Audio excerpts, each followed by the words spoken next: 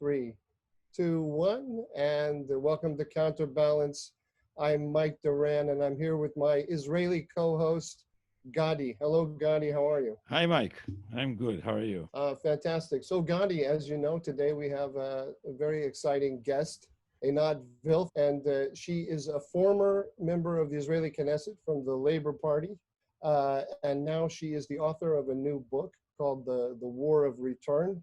Hello, Einat. Co-author, Mike, along with Adi Co- Schwartz. Co-author with Adi Schwartz. Co-author.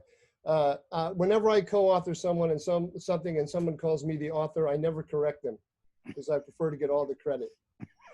Hello. Hello, Einat. Hi, hello. You just said you just called me a co-host, Mike. You should have said you're the host. You start with co-author, you end with you start with co-host, you end with co-author. Yeah, okay, I'm not following my own advice. It's very bad.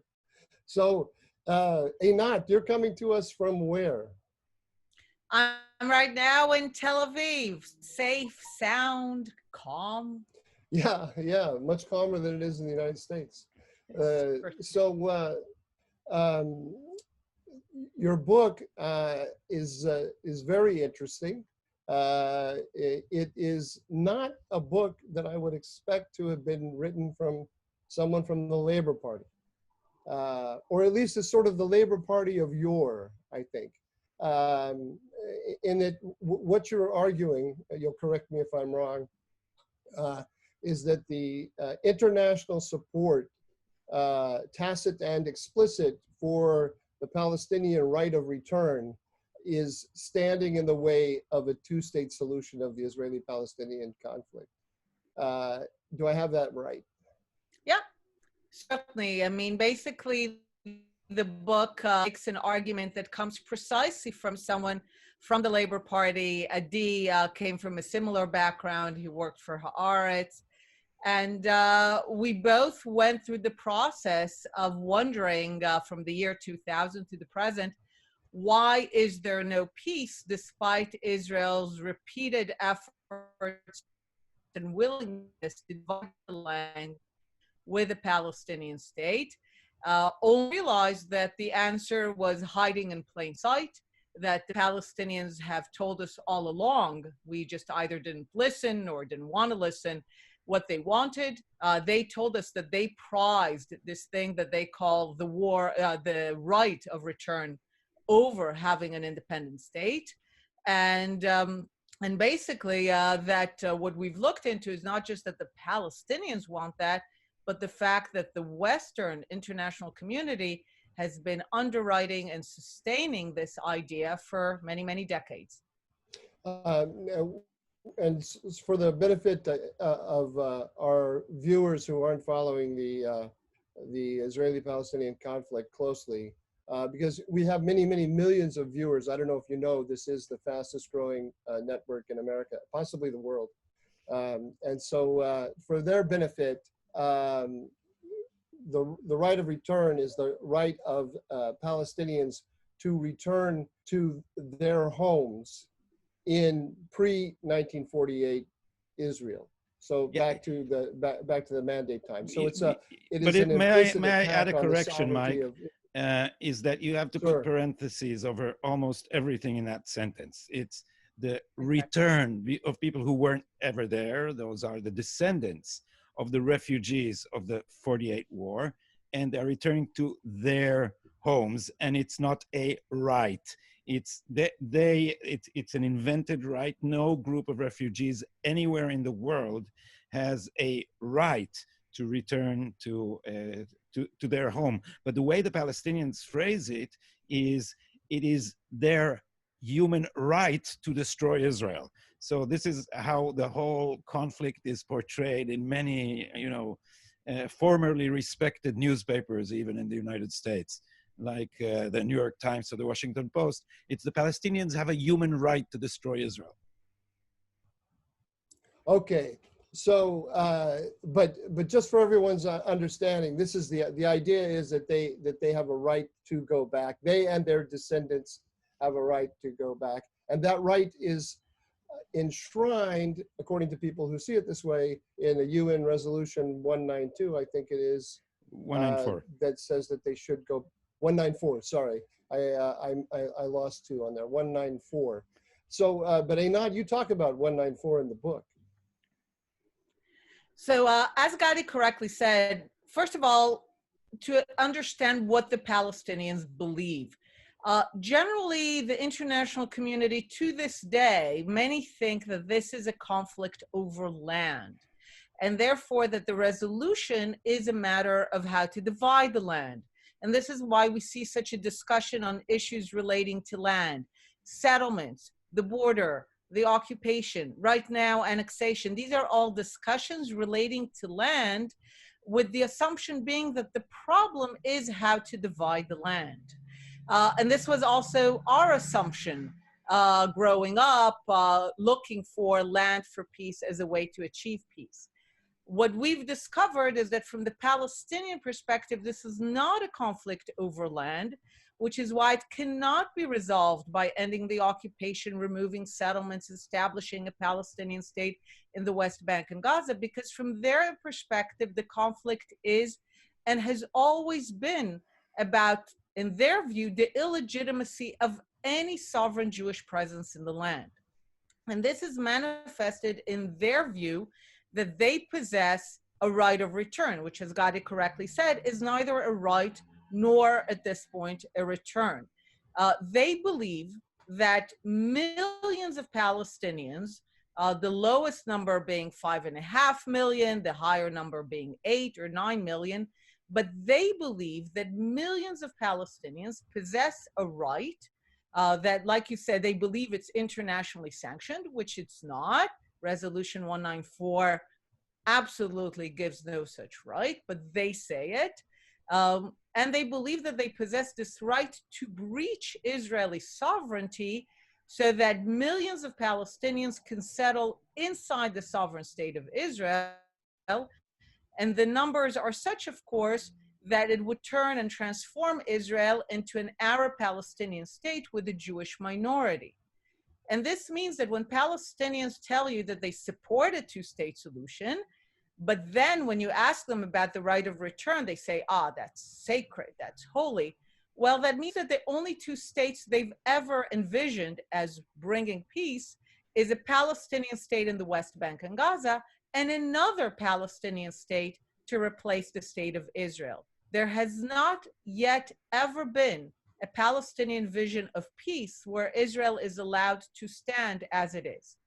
In one of the striking chapters in the book, you review the instructions that the Saeb Arikat's team of negotiations with Israel gave him. And there they state explicitly that always use the phrase, two states living peacefully side by side. Do not say two states for two peoples, because we do not recognize the state of Israel. So Einat, generally the Palestinian national ethos is nothing like the Zionist ethos, isn't it? It's centered on something other than independence. So one of the most shocking realizations for us researching the book was to understand the major role of the refugee camps and UNRWA, the UN agency, the temporary UN agency that became the perpetuator of the idea that Palestinians are still refugees from a war that ended. We were shocked to discover the critical role of UNRWA and the refugee camps in building not just the Palestinian ethos, but the entire Palestinian nation.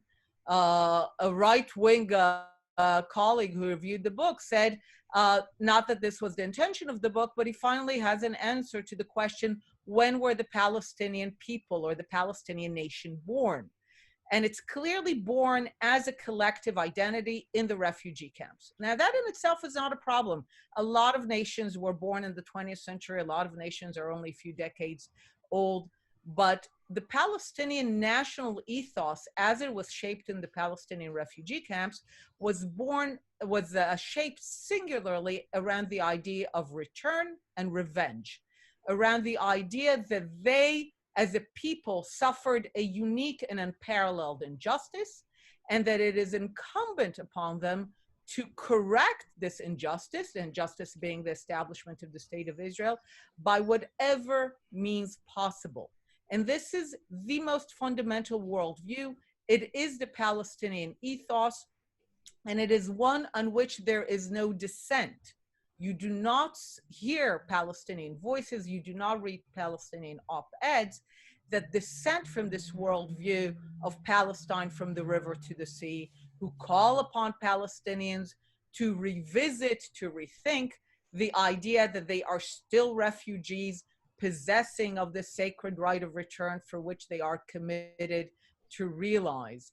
And that is precisely the core issue. I mean, to get to peace, the Palestinians will have to transform their ethos away from this idea of revenge and return towards the idea of building a sovereign state in part of the land. That's going to be a very tall order. Let me ask you who your intended audience is for this book, because in my reading of it, you are talking first and foremost to the international community, by which I mean international officials who are inadvertently putting wind in the sails of the right of return, whether they intend to or not. Some intend to, some don't, but this is what they're doing through the support of institutions like UNRWA and so forth. Is that how you see it? Was that your goal in writing it? So we have two major intended audiences for the book in English. The first is indeed the one you mentioned. It is the peacemaking, diplomatic, international community, especially the Western countries that have been sustaining UNRWA and this Palestinian vision of return for decades. We're talking about the US is no longer funding UNRWA, but there are many peacemakers and diplomats who believe in the importance of this organization wrongly. Canada, Europe, Australia, Japan. So we're talking about the diplomatic peacemaking community that completely first misunderstands the conflict and what stands at the core of it, and therefore repeatedly offers wrong prescriptions. And the other is even worse. It actually fuels and sustains the continuation of the conflict by, as you said, implicitly, explicitly sustaining and financially underwriting UNRWA, and thereby giving the Palestinians the view that the international community stands with them in this vision of return and no sovereign state for the Jewish people. So that's one audience. And the other audience is, of course, mostly the Jewish and pro-Israel community in Israel, who are facing for decades now, a constant toxic effort to present the problem with the conflict as being something about Israeli malevolence, about the fact that the problem is that Israel refuses to give Palestinians what they want, that Palestinians merely want an end to the occupation or an end to settlements.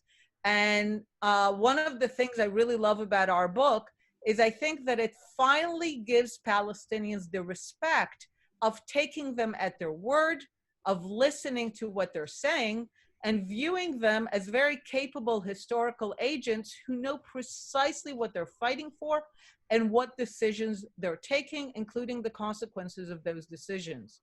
So we want this to be back at the center for people to understand what the conflict is about, what the Palestinians want, to listen to what they want, and therefore understand that the problem is not that Israel hasn't tried hard enough, that Israelis aren't willing to divide the land, is that the Palestinians still want all of it. I want to add one more portion of the audience. It's very small, but very important. There was a picture of Netanyahu holding the Hebrew version of the book, and it was just peeking. He was holding his finger inside it, and it was peeking in some picture, and Adi put it on his on his Facebook. So the prime minister was listening too. And also, I don't share your complimentary view of the Palestinians. I think the Palestinians have been have a tremendous talent for undermining sovereignty everywhere they go. They've done it to Jordan until King Hussein slaughtered some 15,000 of them. They have completely brought ruin on Lebanon, and it's no better in Gaza and with the Palestinian Authority. So the Palestinian national movement is terrible at building. I just saw, there's a lot of underground stuff that doesn't fit the narrative. So you see it when Tzvi Chezkeli, the famed correspondent for Arab matters in Israel, went to the territories just now and found so many people yearning for Israeli annexation. This doesn't fit the narrative, but this corrupt Fatah leadership has taken all this foreign aid and put it in its own bank accounts. So, and people know this, and people keep saying. Tzvi Chezkeli, is he the guy, the journalist who knows Arabic, and he went around a couple of years ago? He went around Europe and talked to jihadis in Europe. Yeah, and he pretended to be part of them, and it was amazing. Yeah, he's amazing. Yeah, he's actually the same guy? Now a religious Jew, an Orthodox, ultra-Orthodox. So, Einat, I have some political questions for you. Let me start, if you don't mind, just asking about your personal politics, because you're, on the one hand, you're a member, or you are in the Labor Party, or historically you've been in the Labor Party. Do you still consider yourself in the Labor Party? So the Labor Party is very small. In the last few elections, I voted for blue and white, making the argument that effectively they've become the historical Labor Party and have channeled many of its attributes. But broadly speaking, I still very much consider myself a person of the left. I support pretty much from legalizing marijuana to feminism, as I love to say, my devout atheism, pretty much on all causes of the left. You will find me way out there.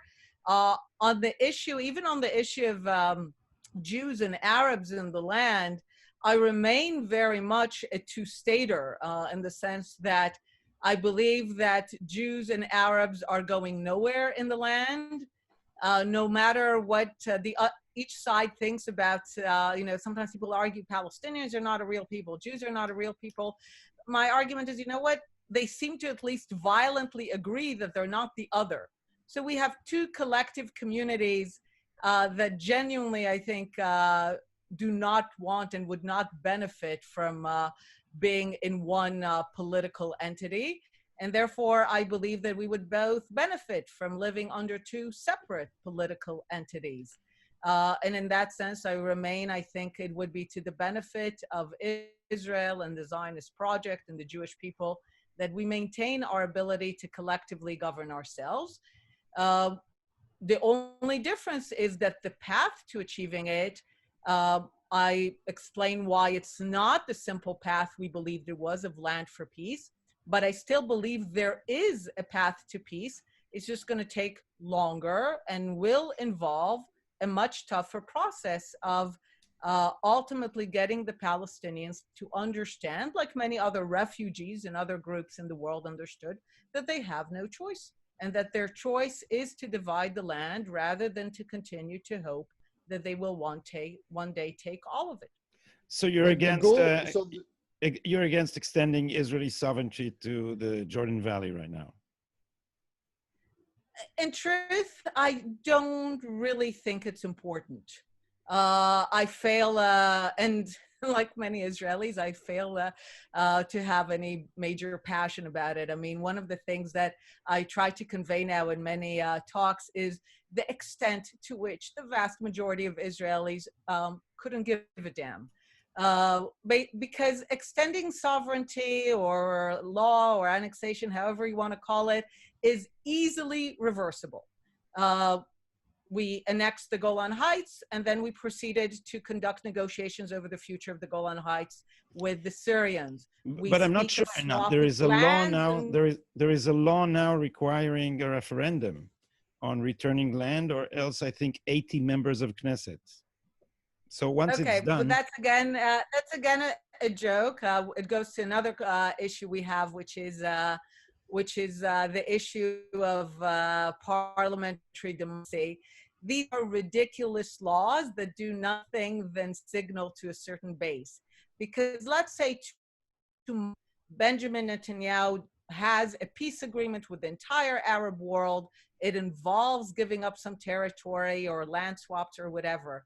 So the way that the vote in the Knesset is going to look like is the first vote is going to be to cancel the law, and the second vote is going to be to pass the agreement. Laws that take away from parliamentary decisions are easily canceled by the parliament, which is why they're a joke. I haven't seen any parliament who would reverse the basic law, human rights.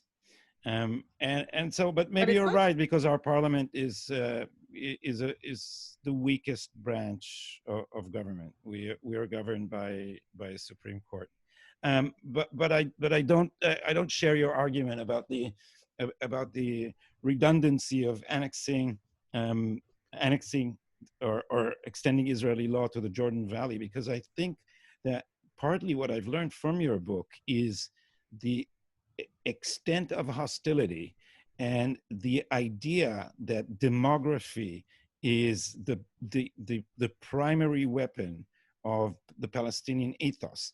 And when you read what they say in your book and in other places, I have a membership in MEMRI, the Middle Eastern Media Research Institute, which publish a newsletter, and you see that their long-term vision is destabilizing both Jordan and Israel. So if they have their way of flooding the Jordan Valley with whatever the numbers are that you mentioned, between 5.5 million and 8 million, and let's say not all of them will come, so maybe 3 million, and creating a dense Gaza-style, violent infested and terror infested entity, then they may succeed in destabilizing both Jordan and Israel. And it is our long-term interest to intercept that prospect and prevent it.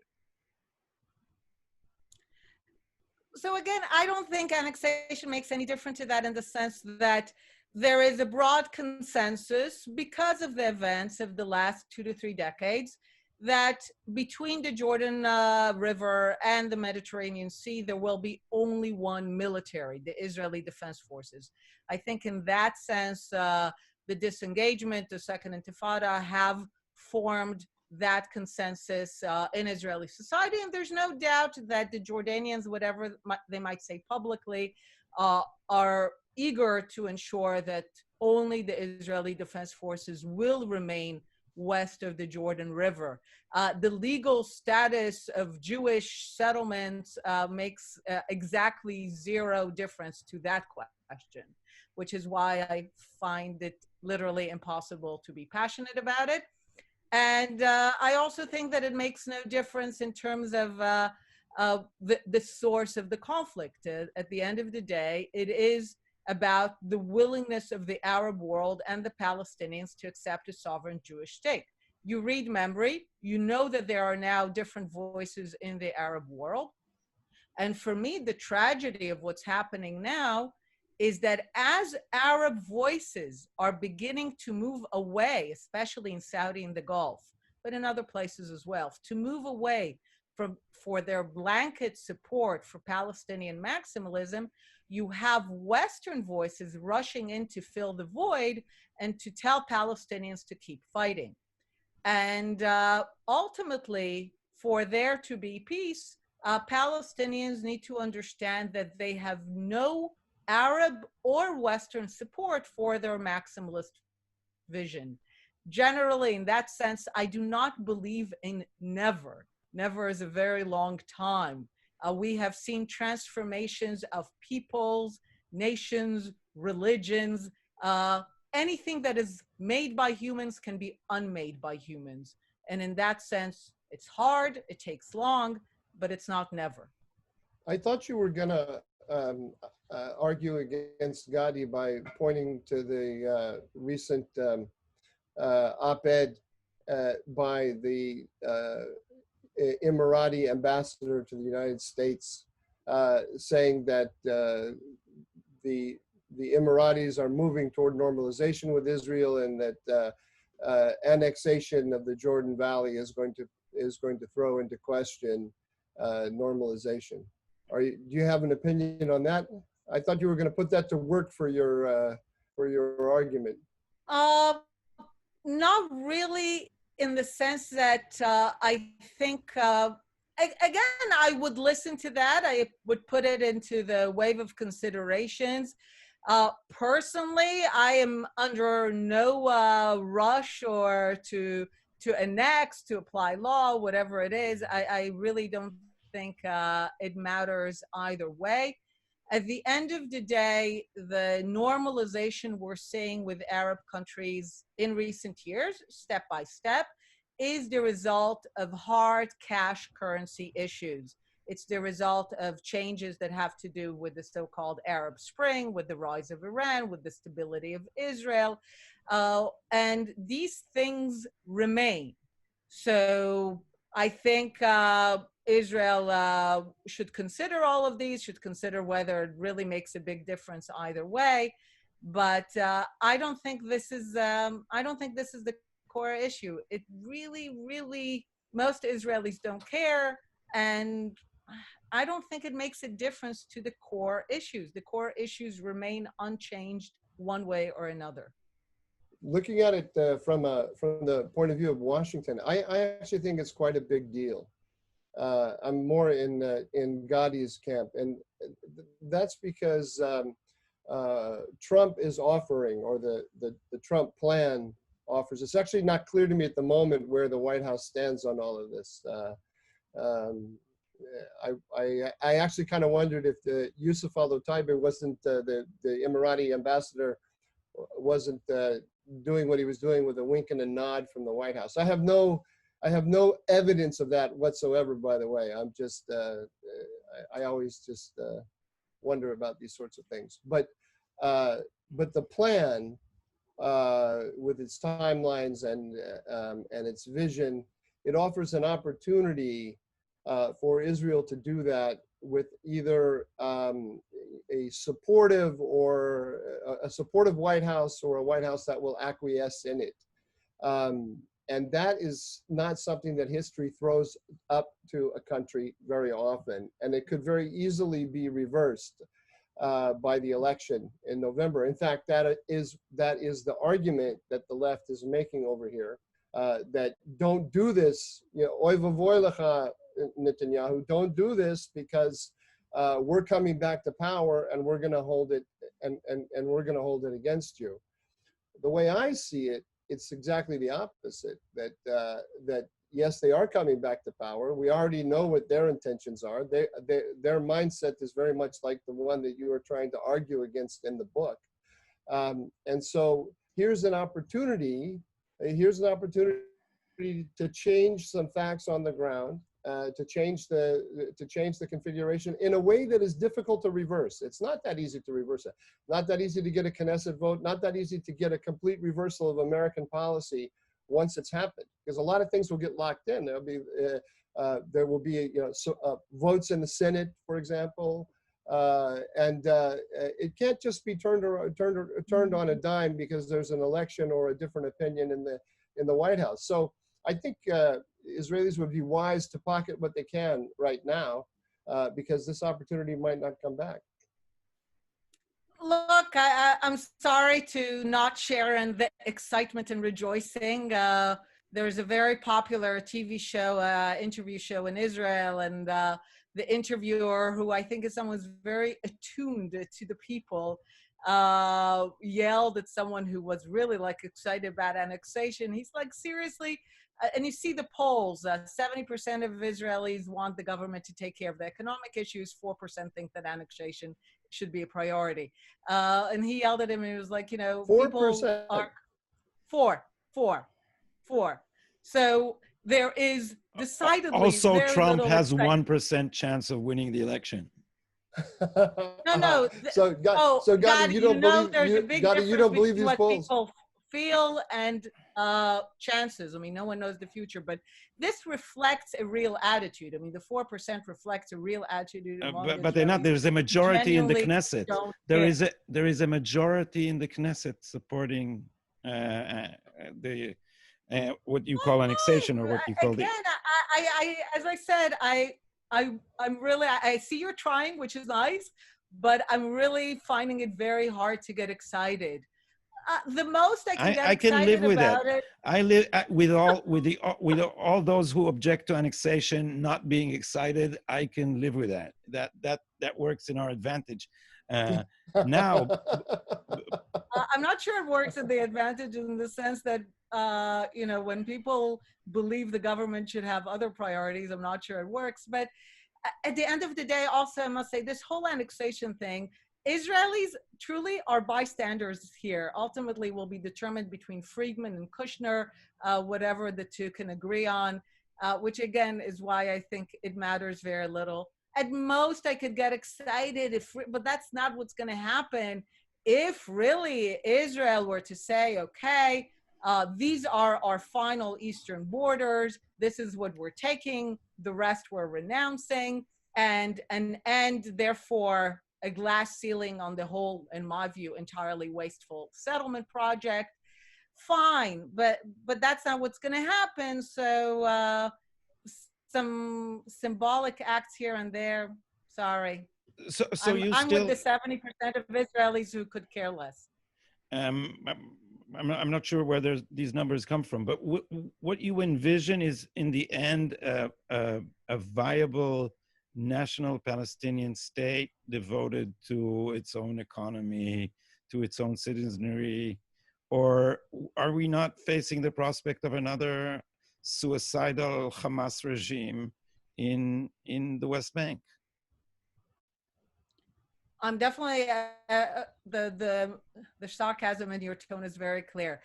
Look, in the book, just to talk about never, okay, never ever deterministic views. Some people tell me, this is about Islam, this is a religious conflict. I'm like, fine. This is where my atheism is very useful. Religion doesn't really come from God. To those who might be shocked by this revelation, religion comes from people. Texts were written by people, interpretations were written by people. Religions have been reinterpreted throughout history to fit the interests of the era. Just as Saudi can speak right now in the name of Islam in order to make headway in having warmer relations with Israel, everything can be reinterpreted. So just to give a sense of never, in the book we tell, I think, the most optimistic story of Willy Brandt and the German refugees. The story of the German refugees is instructive. After the war is over, after Germany surrenders, millions of German refugees are truly brutally expelled, not during a war, much after, only because they were ethnic Germans. They were not individually questioned as to whether they supported the Nazis. They're brutally expelled. 2 million die in the process of expulsions. They want return. Sure, it's normal, it's natural. They want return. They establish associations. They want the lands in Poland back. They want the Sudeten back. They want to go back to their homes. Does anyone indulge them in that? Absolutely not. Not America, not the UK, not the West. Nobody indulges the German refugees because everyone is clear on the message, which is the message for all refugees in the world, is if you return, this is war. So you're not returning. Fine. 25 years later, Germany has a chancellor, Willy Brandt, who as an opposition leader was sympathetic to the German refugees. But then he goes and signs an agreement with Poland, basically saying, this is our border and we have no more territorial claims. And he gives a speech to the German refugees and to his people. And basically in the book, we say, cut and paste the speech to a Palestinian leader and we will have peace. And he basically says, it's over. The lands have been gambled a long time ago. We look to the future. Now, the thing is this, it took a generation from the expulsions until they accepted that it's over. But the West has spent 70 years convincing the Palestinians that the war of 1948 is not over. Once they are forced to reckon with the fact that it's over and that the Arab world no longer supports them and that the Western world no longer supports them, then we can at least have a chance of having a Palestinian Willy Brandt. I'm not saying it's guaranteed, but I'm definitely not saying that it's not possible. But we have a responsibility to make it possible. Why wouldn't you see the Israeli sovereignty over the Jordan Valley, supported by the American government, as a means of convincing the international community and the Palestinian leadership that they are going to have to compromise on the dream of return? I mean, that's how I would see it. It could be a step, again, if it's done in a way that the Arab world indeed remains kind of silent. But I think deal with the problem directly. Deal with the problem directly. Defund UNRWA. Dismantle the organization. Make clear declarations to Palestinians that they do not possess a right of return. Make it clear to them that they're not refugees.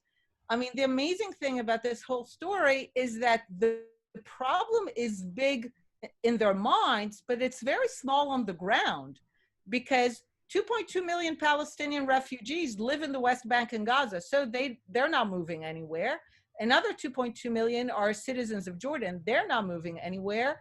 And the million who are supposedly registered in Syria and Lebanon, we know by now that more than 2/3 of them are long gone. So the actual problem is very small. The mentality is the issue. The view that it is their sacred right is the issue. But the problem is very small. So why not directly deal with this issue rather than go around it? And again, I don't think it matters either way. I see it as more direct than you, because I have my eye on the UN resolution that the Obama administration kicked Israel with as the Obama administration was leaving office. I think it's UN resolution 2334, if I'm not mistaken, although I forget the numbers. But 2334 basically recognizes the 4 June 67 lines as an international boundary, which it has never been in international law. Therefore, very much giving the Palestinians hope. I think they would be completely reasonable in seeing in that hope that they could uproot every Jewish settlement, including East Jerusalem, that is, which every Israeli now regards as Israel proper, not some kind of settlement, and that they will have behind them in the effort to do that the entire international community, including the United States. I mean, and here in November we could have the same party of Obama coming back into power with exactly the same attitude. So you are fighting it directly. No, but that attitude makes no difference, because that attitude implies, again, that the issue is about territory. I mean, 20 years ago, exactly, in 2000 and in 2008, the Palestinians were offered by Israel, okay, not by 2334. They were offered by Ehud Barak, our prime minister. They were offered later by Ehud Olmert. The full West Bank, Gaza Strip, capital in East Jerusalem, including holy sites. By the way, we annexed East Jerusalem and yet we negotiated over it. Shows again how little matters. But shows that, I mean, we offered all of that. No settlements in sight. They were going to be either dismantled or exchanged for equivalent land within Israeli territory where Israel has sovereignty. All of that was offered and they walked away because it's not what they want. So in that sense, any discussion on land, 80% or 90%, 70% or 92% is irrelevant if we do not deal directly with the fact that they do not view the conflict as having more or less land in the West Bank. They view the conflict as believing that they are the vanguard of the battle against the invading foreigners that have taken a land to which they have no connection. Only when they are forced to move away from that worldview does any discussion on land become relevant. And then, of course, like I said, the Golan Heights, East Jerusalem, territorial swaps, Israel has repeatedly agreed to negotiate over land that it is either sovereign over or annexed. So that in itself does not prevent future territorial negotiations. And if we continue focusing on territory, we will move not an inch closer to where we actually need to be, which is getting the Palestinian ethos to change. I had a question, but you almost fully answered it. My question was going to be, if you're so convinced that this is the very heart of the Palestinian ethos, how come you suggest a solution that is irrelevant to what they want? And apparently you have a lot of faith. I'm not proposing it now. I'm not proposing it now. I understood, but you have a lot of faith in changing what is their core ethos, including manipulating religion for that. And I would argue. Have a secret, I would argue. Gadi, all religion is manipulated. I know it's a shocking realization, I but know, all religion is manipulation. I know. Karl Marx told me that, and he's been very, very astute on religion, and its disappearance. But suppose I adopt your assumptions, then if this ethos is malleable and we can change it, here's my problem: the Middle East is too malleable. I don't want to give up a huge chunk of the land of Israel overlooking a 9-mile shore, Mishor HaChof, how would you say in English? The coastal plain. The coastal plain. Thank you, Mike. It's great that you know Hebrew. A 9-mile of coastal plain with all of Israel's vital resources and the majority of its population. And you're going to give it to a national movement that's young and, according to your view, malleable. And so how do we prevent the general chaos of the Middle East from rolling over the mountain ridge and onto the coastal plain? Because, you know, my final divorce with the left and with the idea of the two-state solution was the Arab Spring, 2011. That was the collapse of the principle of nation states almost completely all over the Middle East. And then we saw Syria, and I thought, God forbid, had the government done what I wanted and try to swap the Golan Heights with Assad. And now we would have all this rolling chaos with Iran, not just 80 kilometers from us, but right over the Kinneret. So if ethoses are malleable, as you seem to think they are, why would we make an irreversible step and trust that they won't turn back to jihad? First of all, let's try, in the grand scheme of things, we all take risks all the time.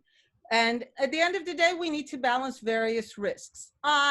Like I think most Israelis, and this is why Israelis today are all stuck in the middle, we do not want to control the lives of Palestinians. Also, we have not figured out, because of the Palestinian national ethos, how to not control their lives in a way that ensures our security. We tried agreements, we tried peace, we tried unilateral disengagement. By and large, none of these have succeeded.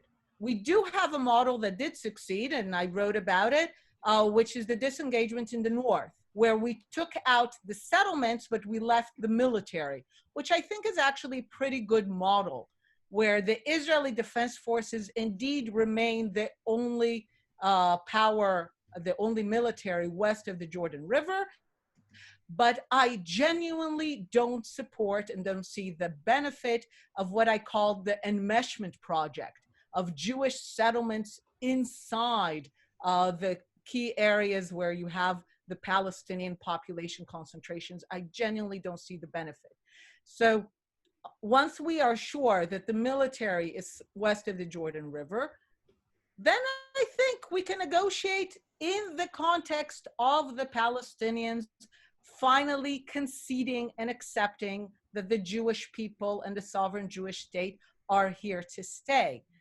It might take a generation, it might take 3 generations. In the meantime, my worldview is nothing changes. The military stays, but stop building all these settlements inside those areas. What exactly is the benefit of all of that? Keep the area where they can govern themselves.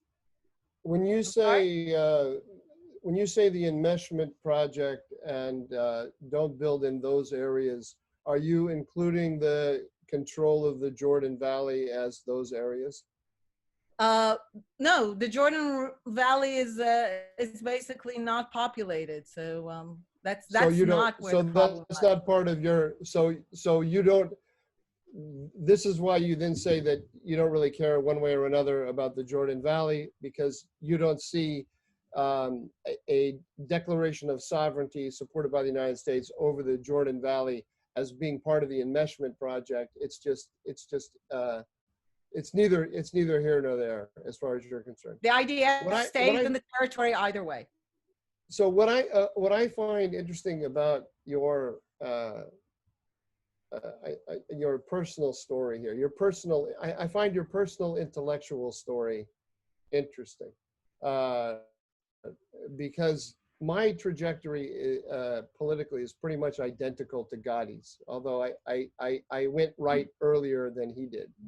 I would say that I've gone right in every aspect of my life, but on this question, it was the second intifada that woke me up, because I believed that the negotiations leading up to the second intifada were all about the realities created by the '67 war, and the Palestinian insistence on the right of return, which was such a big aspect of the second intifada. Woke me up to the fact that that we're still arguing about 1948, 1947. You know, we're not arguing about 1967. Although I think everyone in the Western diplomatic world believes that that's what they're arguing about. Precisely. So I started to become very skeptical about the two-state solution around that time. And my skepticism has only grown. What I see, it's interesting in your case, is that you have absorbed that lesson, what I would consider the lesson of the second intifada, but you're still holding on to the two-state solution. And for the simple reason that I genuinely, the purpose of Zionism was not for the Jews to be a minority in an Arab state. That's not my vision. Well, no, so I mean, there are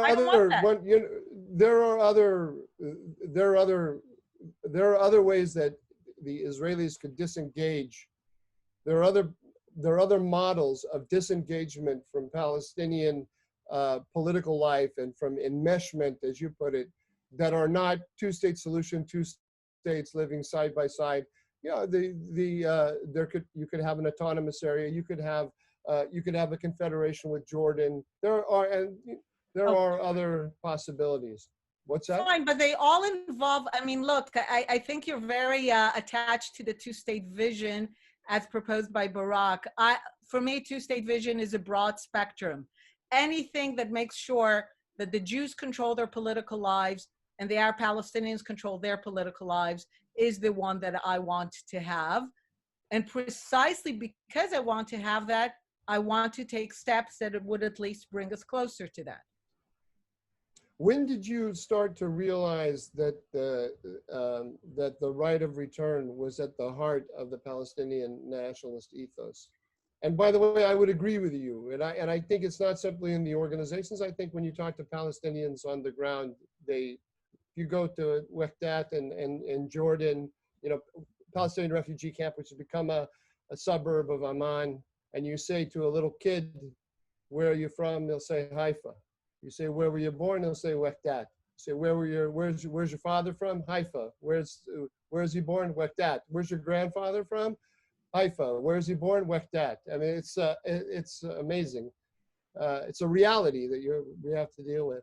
So anyway, when did this come to you?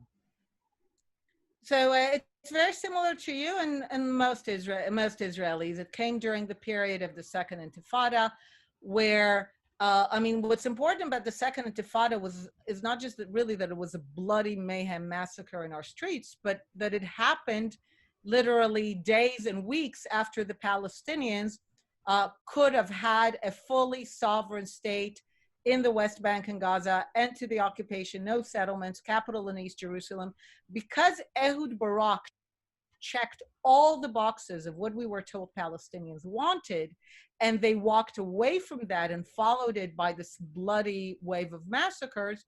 That led a lot of Israelis to revisit the simple question of, what do the Palestinians want? Because we assumed something about what they wanted, but they didn't behave according to what we assumed they wanted. So everyone asked, well, what do they want? And their actions made it very clear that they still want all of it. And during that time, I also was invited to some meetings with Palestinians who were described as being moderate, only to realize that they tell me, you know, the Jews are not a people, they're only a religion. This is a very critical element of their worldview, that Jews are not a people and therefore are not deserving of the right of self-determination. They can live as a religious minority in the Arab world. And they told me the Jews are not a people, they have no connection to this land, no history. And I remember going back from those meetings and thinking, okay, we have widely different views of what the conflict is about. I thought it was a bad land, and therefore, like many Israelis, focused on questions of land, borders, settlements, East Jerusalem, I mean, all the issues that relate to land. And I realized that from their perspective, it was not about land. It was about the fact that in their telling of the story, the Jewish people, as a people, have absolutely no right in any borders whatsoever for a sovereign state, and that our experiment here is a temporary experiment. And I do have to say something here. That's a rational worldview. Sometimes I speak to Western diplomats who tell me things like, I've invented a word for that, Westplaining. They Westplain the Palestinians and they say, they know they're not returning, it's a delusion. And I tell them, look, I think they're the rational side in this conflict. They open the map, they look at the numbers, they say, okay, 500 million Arabs, 1.5 billion Muslims, in the middle, 7 million Jews. This Zionist experiment is not going to last much longer. You know, it's going to be as long as the Crusaders, so give a generation or two and we're back. So in their view, waiting us out is a rational worldview. And they will only be weaned out of this worldview that they can wait us out if they'll realize that they no longer have the back of the Arab world nor the back of the Western world. This is why we should have an indisputable geographic barrier between them and the rest of the Arab world, and first of all between them and Jordan, because I laugh at all the stories in the news of how King Abdullah of Jordan is going to trash the peace agreement, is going to turn against Israel. He would be secretly happy that we put a barrier between him and the Palestinians. But also, I think I would like to make another correction, is that the assumption was not that the conflict was about land. The assumption was that the conflict was about national independence. We envisioned the Palestinian national movement in our own image, and Zionism, and I keep saying this to my settler friends, political Zionism was not about land. It was about political independence. We even had ideas of setting up a Jewish state somewhere else. Apparently 36 other suggestions, 34 other suggestions, I'm not sure about the count. Mm-hmm. But we assume Zionism did not settle the actual land of Israel, which is Samaria, which is Judea and Samaria. This is the territories is where the ancient Israelites were settled, and which is logical because this is where we were situated between two empires, the Persian empires and the Egyptian empires. And this was the elephant's route, right? Every time those empires clashed, they went through the coastal plain. So and Emek Israel. And so the Israelites settled on the mountain, and Zionists settled around it. And we assumed that the Palestinian national movement is about independence. And now one other heretical thought is the fact that what Mike mentioned is that they don't say I'm from Palestine, they say I'm from Haifa. It's because the Palestinian nation is comprised of tribes. And without getting into the question, is it or is it not a national movement? If I can quote Bernard Lewis, who said that in the Middle East, there are only 4 nation states: Israel, Egypt, Turkey, and Iran. All the rest, he said, are tribes with flags. And this is why my problem is that the Palestinian national ethos, though centered on returning to many homes, is not coherent enough to hold a state. And so I'm not as optimistic as you that this thing, Syria is imploding, Iraq is imploding, and maybe Iran would be imploding despite the fact that they're not Arabs. It's a Farsi state. I still don't want to rule Iraq and Syria. I mean, it's I agree with you that Zionism, despite all its connection to Zion and Judea, had as a central ethos political independence in the land. And when it had to choose, it chose sovereignty in part of the land over all of the land. In that sense, of course, and the Palestinians would choose the land over sovereignty. They would choose the land over sovereignty. They would give up sovereignty. That's our argument. Our argument in the book that they have repeatedly walked away from opportunities for a state in part of the land in order to keep fighting for all of it. But again, unlike you, I don't think it's a matter of never and inherent. And so I don't think, they were sustained and indulged. And I think in the book we show it beautifully, how the Palestinian national ethos was built, was sustained in a way that focused them towards revenge and return and away from any notion of building. They were never, other groups also wanted to return, but no one indulged them in that. I'm saying Einat is building her optimism of fluidity, and this is where my pessimism stems from, because I'm looking at the Middle East, states are collapsing, waves of refugees, now they're flooding Europe. They could have been directed here if there was a Palestinian, if Mahmoud Abbas actually suggested that they take in Syrian refugees. The rivers of Iraq are drying up, and we may be, and so is the Nile, and we may be facing a wave of nomadic peoples who've lost their water sources. So in this context, I think we shouldn't take any steps that would give away security assets, which we may need in a fluid region. So I'm with you. When you say 2 + 2 + 2, just when you say equals 4. Again, I am all in favor of the Israeli Defense Forces being the only ones west of the Jordan River. So this is by now a vast Israeli consensus. So within it's not a 2-state solution. It's a state minus. So that's again where, so I think for you and Michael, you're very attached to discussing the 2-state solution in terms of the view of the 90s and the 2000 negotiations. If you noticed, I spoke of it very broadly. I said there are 2 political groupings here that are not the other, and I think they would both benefit from politically controlling their lives.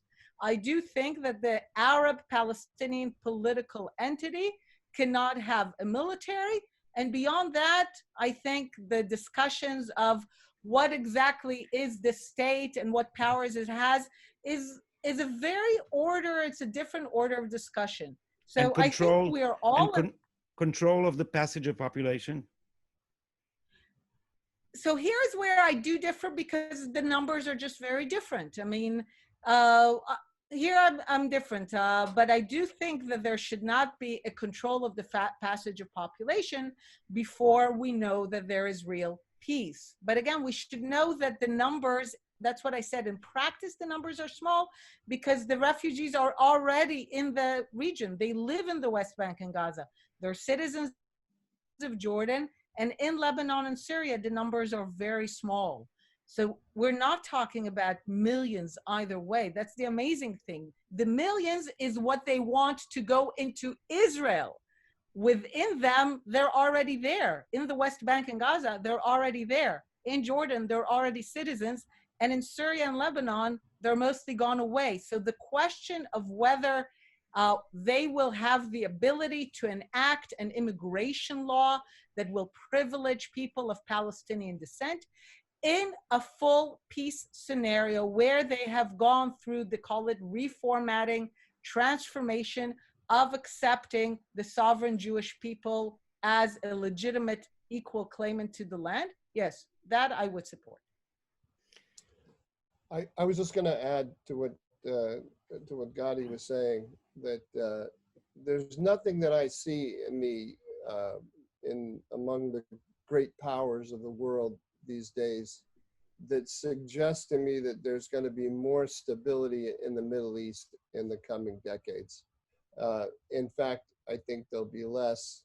Clearly, the United States is of two minds about whether it wants to be involved in the Middle East. Clearly, the Europeans do not have the power to really. It wants out. Yeah.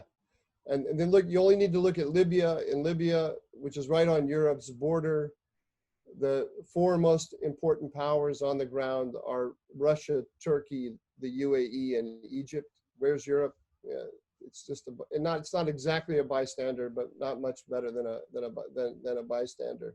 So we could, convincing European diplomats that their understanding of the Israeli-Palestinian conflict is wrong can be helpful to a certain extent because of where they're putting their money. But in the end, what's really going to matter, the powers that are going to shape what happens on the ground here are going to be different than what we've understood in the past. The Chinese are going to play a bigger role as time goes on. And there's always going to be someone, you used the word before, indulging the Palestinian right of return. There's always going to be a major international actor or a group of actors supporting the Palestinians in that demand. You have the Iranians supporting it now. The Israelis pulled out of Gaza. Hamas took over. The Iranians are supporting it there. The Iranians are supporting it in the West Bank as well. They don't have the foothold there. But as a result, I think that the smart thing to do is to be thinking about hard security issues and over any other kind of question here, because so just make the argument to me why building settlements next to Ramallah or I don't know next to Jenin is important for stopping Iran. I mean, I'd love to understand how that's related. So in two ways, but I'm focused like a laser on this question of the Jordan Valley because that's the one that's hottest right now in Washington. But no, to respond to you, I'd say that I think you have correctly identified an important aspect of the conflict, which people in the West have kidded themselves about. They have downplayed. But you have not fully taken on board the monumental problem of convincing the Palestinians of another way of going about this. to abandon those hopes. And you can get rid of UNRWA tomorrow, but you're still going to have Hamas. You're still going to have the Iranians, and if the Iranians disappear, somebody else will come in to fill that to fill that void. And the process of convincing them on the refugee question involves a demonstration of the permanence of Israel in many spheres, not simply on this question of the refugees. So that I have a disagreement with you about what's in Israel's interest with regard to hard security questions, but also how you go. I too would like to see an agreement between the Israelis and the Palestinians, but I think convincing the Palestinians is a challenge that requires action in many different arenas simultaneously.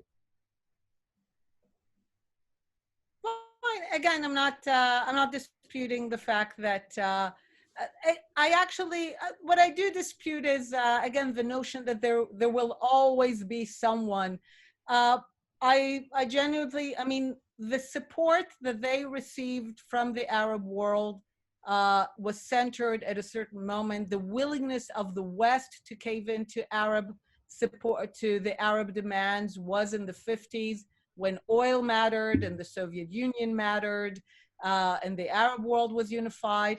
I think what President Trump instinctively understood is that there are no repercussions for getting out of UNRWA because the geopolitics have changed. So things do change in a way that I'm not sure that they will always have backers, or that they will always have powerful backers. I think there is a scenario where they no longer have powerful backers and they have to come to terms with reality. This is the Jabotinsky vision, that they ultimately come to terms with reality. But I agree with you that the reality has to be one of Israeli power and permanence. We might dispute the details of and the risks involved in how to convey Israeli power and permanence, and what are the pros and cons of each means of conveying Israeli power and permanence. But I agree with you that fundamentally the path to peace lies with the idea that Israel is perceived as a permanent, powerful element. My fear is that the more we enmesh ourselves in them, we actually begin to create the hope, the one that Tzvi Yechezkeli pointed to, the hope that they can undermine us from within. And I want to ensure that that doesn't happen. You know, I've been a promoter of this book, like from day one, basically. Yes, Patty's been a good friend to the book. Yeah, and I think regardless of what the difference of political opinion, this is really important to understand, whatever your opinion is, because this Israel has been putting blinds on its eyes and refusing to look at reality. And so the whole argument of what we want to do was based on false facts. Exactly. So I agree with this analysis. I mean, whatever your political opinion, wherever you want to go, this is something you need to understand. This is the reality. Whatever your political prescriptions are, it has to be based on the understanding of this reality. Then we can have the kind of argument we had about how to deal with it and what's the best way. But I truly think, even though we devoted quite a bit of time for it, it's a second order question to the question of what is really at stake. Right. Einat, you've given the most, I think, sophisticated explanation of what I would call the blue and white understanding of the conflict. I mean, you have no illusions about the prospects of a speedy two-state solution, but you're still holding out the hope for it in the future with very clear eyes, I would say. How much do you think Gabi Ashkenazi and some of the other generals in blue and white are in agreement with you? You have any idea? I can tell you that, broadly speaking, I think blue and white represents, by the way, with the Likud, with Yesh Atid, they represent the broad Israeli center that has been forged in the bloody experience of the last 2 decades, which basically says, we don't want to control the Palestinians, but we haven't figured out how to do it in a way that is peaceful and secure, so we're just stuck. And in that sense, they represent this being stuck. And moving in no direction. Netanyahu represents it in many ways. But on my specific issue of UNRWA and the Palestinian refugees, I have a lot of criticism that is mostly in the book in Hebrew about the inability of the security establishment in Israel to understand the issue of Palestinian narratives and the fact that the Israeli security establishment continues to protect UNRWA, even to support its funding by the West, is for me a really big point against their understanding. They continue to claim that UNRWA is a stabilizing force in the Middle East, whereas our argument is that it is a destructive force and that we paid in blood. One of, I think, the most important quotes in the book is by a Fatah person who says that Fatah might be training one warrior at the time, one terrorist at the time in the refugee camps, but UNRWA trains the hearts and minds of the masses. Security people don't understand narratives, don't understand ethoses, they don't understand how they're built. And for me, the fact that the security establishment is not enabling the Western world and Israel to tackle this issue head on and provides UNRWA with blanket support is something that, at least in Israel, I criticize very heavily. What about on the question? I'm focused like a laser. I know this is not the subject of your book, but on the subject of the moment between Israel and the United States, the question of the Jordan Valley. Do you think that Benny Gantz, when push comes to shove, come July 1, if he's under political pressure from Netanyahu to accept the extension of Israeli sovereignty over the Jordan Valley, do you think he'll go along with it, or do you think he would fight? Everyone is all the people who are against it are telling him fight, fight, fight, but I can't tell where he is. First of all, I would like to put a major question mark on the notion that Netanyahu would push him. Yeah. Netanyahu is a very, very status quo stability person. I think Gantz, and by the way, I think Netanyahu would have to be seriously convinced that the risks of doing so are minor. And by the way, also politically, the vast majority of Israel, because they don't care so much for this annexation, they're only willing to accept it if it comes at basically zero cost or a very minimal cost.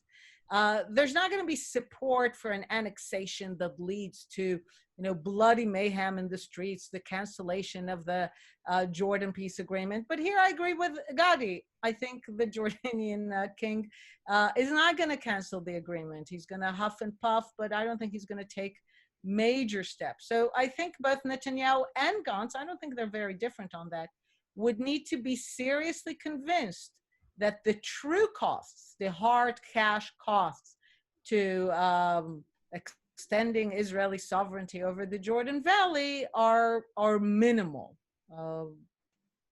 I don't think they're very different in that. All right, great. Well, listen, it's been great having you. It's been very revealing. Thank you for taking the time to argue with us. I'm glad that Gadi and I were able to convince you about the Jordan Valley. It's always. We can all agree. We can all agree, at least, that this is a very important book, Mike. And since you're the fastest growing TV channel in America, make sure you promote it. It's an important book.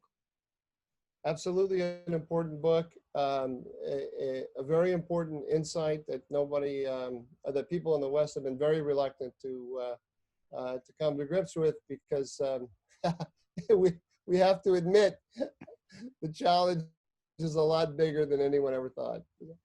For the longest time, everyone says we're this close to a two-state solution. We're not. Ask Dennis Ross. I mean, thank you. You've been very generous. We really appreciate it. Thank you. Thank you for having me. This is great. Thank you. Bye-bye, Anat. See you later, Gadi. Bye.